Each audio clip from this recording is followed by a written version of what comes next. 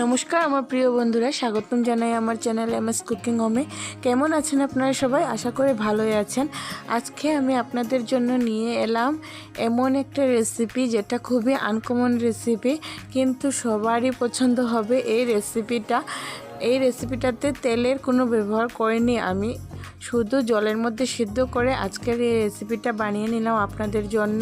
নতুন কচি কচি ভেন্ডি আর কচুরলতি দিয়ে একদম ভালো করে আপনাদের মুখরোচক একটি রেসিপি নিয়ে এসেছি। দেখুন, আমার সাথে থাকুন। এর আগে আমার চ্যানেলটাকে করে দিন সাবস্ক্রাইব, ভিডিওটাকে করে দিন লাইক। তাহলে চলুন শুরু করি। এই রেসিপিটা স্কিপ না করে পুরোপুরি ভিডিওটা আমার সাথে থেকে দেখুন। এখানে আমি নিয়েছি কড়াইতে কিছুটা জল গরম বসিয়ে দিয়েছি, আর আমার গাছে কাঁচা লঙ্কা এগুলো আমি তুলে নিচ্ছি। দেখুন কি সুন্দর কাঁচা লঙ্কাগুলো, খুব গন্ধ ভালো ছিল। এখানে কচি কচি আমাদের গাছের ভেন্ডিগুলো নিয়েছি, কচুরলতি নিয়েছি, এগুলো আমাদের গাছের ছিল। আর এখানে আমাদের গাছের কাঁঠালের গুটি নিয়েছি আমি, আর একটা পেঁয়াজ ভাবে আমি কুচি কুচি করে নিয়েছি। এতে বেশি পেঁয়াজ দেওয়ার প্রয়োজন নেই। আর এখানে নিয়েছি তাজা ফ্রেশ কিছু মাছ ছিল। এই মাছের মধ্যে কয়েকটা মাছ কেটে নিয়েছি, যেগুলো আমি এই তরকারিটার মধ্যে দিয়ে দেব।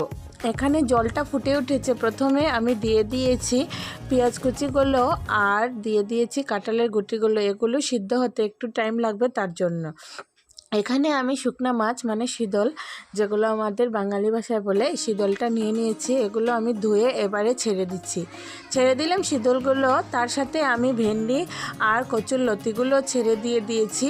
এবারে আমি মাছগুলো হালকা কিছুটা ভাজা করে দিয়ে দিয়েছি। মাছগুলো আমি নুন হলুদ দিয়ে হালকা করে ভেজে নিয়েছিলাম, এগুলো দিয়ে দিয়েছি। এগুলোতে মাছ বেশি ভালো করে ভাজার প্রয়োজন নেই।